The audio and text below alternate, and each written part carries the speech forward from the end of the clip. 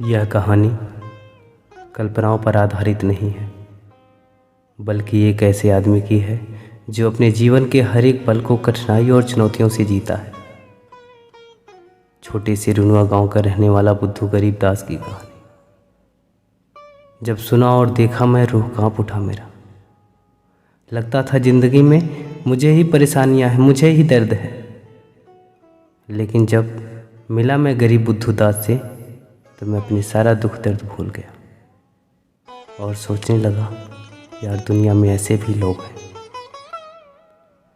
बुद्धू एक मुस्लिम धर्म का है, लेकिन बहुत लोग जान तक नहीं पाते कि बुद्धू सच में किस धर्म जाति का है। बुद्धू को मानो धर्म और जाति से दूर दूर तक कोई नाता रिश्ता ना हो। अपनी जिंदगी की कहानी खुद सुनाते थे कभी बुद्धू। सुन के उनकी जिंदगी को आंखें नम हो जाती थी। मानो पूरी दुनिया में बुद्धू से ज़्यादा गरीब कोई और नहीं। हमेशा दुख दर्द से घिरे होने के बाद भी बुद्धू मस्त मौला जिंदगी बिता रहे थे। ना कोई आगे ना कोई पीछे। कोई कभी आता भी था तो उसकी गरीबी को देख और उसके आशियाने को देख के कोई रुकता ही नहीं था। जिंदगी की रफ्तार बिल्कुल हवा की तरह हो गई थी। वक्त भी साथ उतना ही देते जितने में बुद्धू की जिंदगी का दर्द और चुनौतियां और बढ़ जाए। बुद्धू अपना आसियां बनाता, बारिश और तूफान आकर उजाड़ देते। ना घर बसता था ना ही आसियां बसता।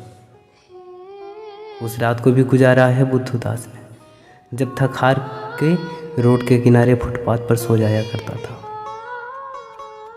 मालिक की मेहरबानी थी, ड्राइवरी करके दिन रात गाड़ी चलाता और 2 वक्त की रोटी का इंतजाम हो जाया करता था। कई बरस बीत गए बुद्धू की इसी दौर में। फिर किसी ने हाथ थामा बुद्धू का घर बसाने। क्या पता था बुद्धू को यह एक और जिम्मेदारी बढ़ रही है। जीवन की राह में थाम लिया बुद्धू ने। मना ली शादी। धीरे धीरे करके आसिया फिर से तैयार किया। बसाया अपना एक छोटा सा संसार। समय बीतता गया।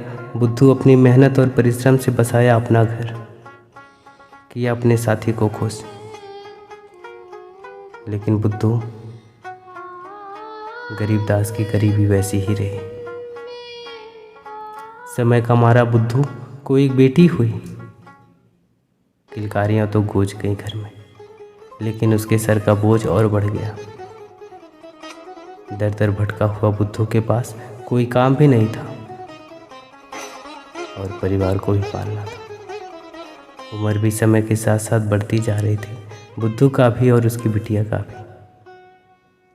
और समय के बढ़ते समय 4 और बेटे भी आ गए थे। उन सबके रहने का इंतजाम किसी तरह बुद्धू ने तो कर दिया था, लेकिन हर रोज़ वह खुद से लड़ता था और अपनी किस्मत को कोसता था।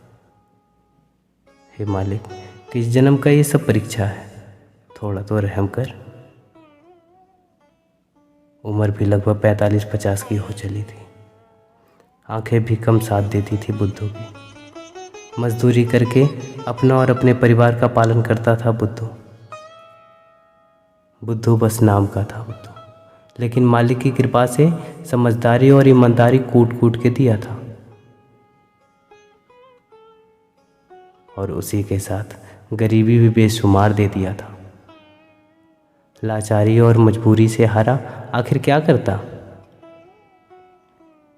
इतने परेशानियों के बाद भी बुद्धू के चेहरे पर हंसी और मुस्कान कभी कम नहीं होता था।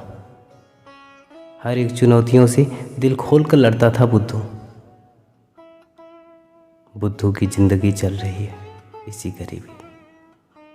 दिल में उम्मीद लिए कि शायद कभी तो बदल जाए दिन और बुद्धू गरीबदास की बदल जाए जिंदगी।